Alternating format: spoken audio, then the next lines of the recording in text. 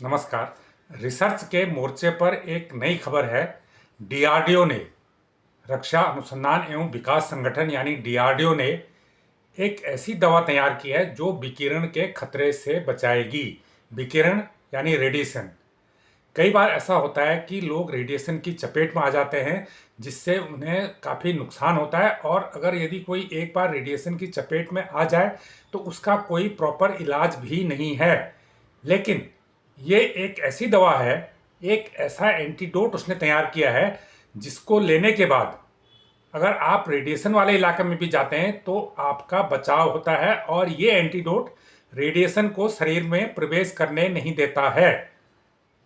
तो इस दवा का निर्माण institute of nuclear medicine and allied sciences नई दिल्ली ने किया है, जो डीआरडीओ की एक महत्वपूर्ण प्रयोगशाला है और ये लगातार न्यूक्लियर वाले विषयों पर रिसर्च करती है।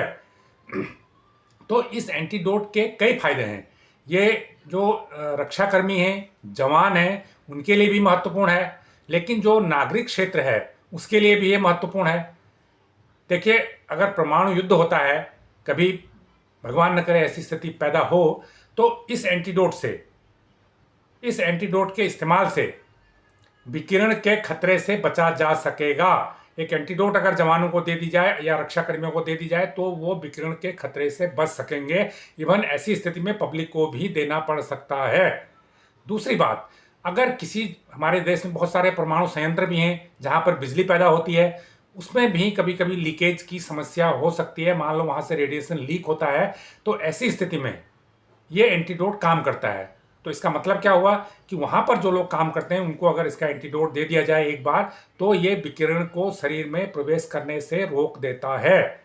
इसी प्रकार बहुत सारे आजकल न्यूक्लियर आइसोटोप का इस्तेमाल हॉस्पिटल में यूज होता है। वो डायग्नोसिस के लिए होता है। बहुत सारी इमेजिंग जो मशीनें होती हैं वो न्यूक्लियर डायग्नोसिस से चलती हैं। उसमें किस्म किस्म के जो न्यूक्लियर आइसोटोप हैं वो इस्तेमाल होते हैं। ऐसे में कई बार क्या होता है कि जो कर्मचारी यहाँ पर काम करते हैं, इन मशीनों का प्रयोग करते हैं, उनको रेडिएशन होने का खतरा भी बना रहता है, क्योंकि कई बार मशीनों में खराबी आने से वो लीकेज हो जाती है। तो ऐसे में उनको रेडिएशन का खतरा हो सकता है। लेकिन अगर वो इस दवा का एंटीडोट ले लें तो उन्हें इस खतरे से बचाया जा सकता है। तो इस प्रकार ये जो दवा तैयार हुई है, जो एंटीडोट तैयार हुई है, ये जो रक्षा पर्पज के लिए तो महत्वपूर्ण है ही है।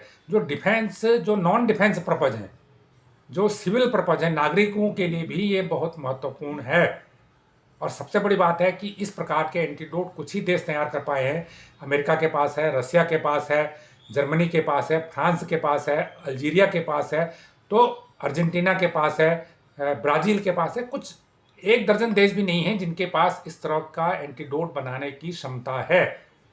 लेकिन डीआरडीओ ने ये एंटीडोट बना लिया है। अभी तक जो भी एंटीडोट होता होगा वो बाहर से मंगाते होंगे, इंपोर्ट करते होंगे, लेकिन अब ये एंटीडोट देश में ही तैयार हो चुका है। और एक प्राइवेट कंपनी स्कॉट एडिल को इसका मैन्युफैक्चरिंग के लिए लाइसेंस भी दे दिया गया है, और ड्रग कंट्रोलर ऑफ इंडिया ने इसे परमिशन भी दे दी है, अप्रूवल भी दे दी है, क्योंकि ये दवा परफेक्ट है, एंटीडोट है, परफेक्ट एंटीडोट है जो रेडिएशन से बचाती है।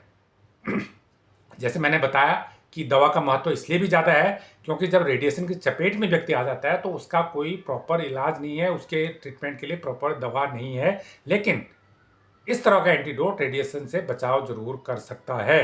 डब्ल्यूएचओ ने ऐसी दवाओं को क्रिटिकल मेडिसिन की लिस्ट में रखा है, और उस क्रिटिकल मेडिसिन की लिस्ट वाली जो दवाएं हैं उनकी उपलब्धता दुनिया में बहुत कम है, और चुनिंदा देशों के पास है। अब उस देश में भारत भी शामिल हो गया है।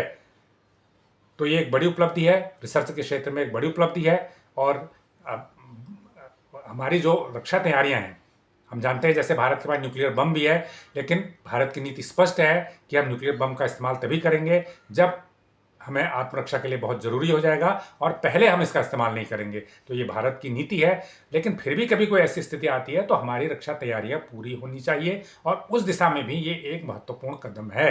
तो ये जानकारी आपको कैसी लगी हमें कमेंट करके ज़रूर बताएं। जो लोग इस चैनल को पहली बार देख रहे हैं वो उसको लाइक करें, सब्सक्राइब करें और शेयर भी करें। धन्यवाद।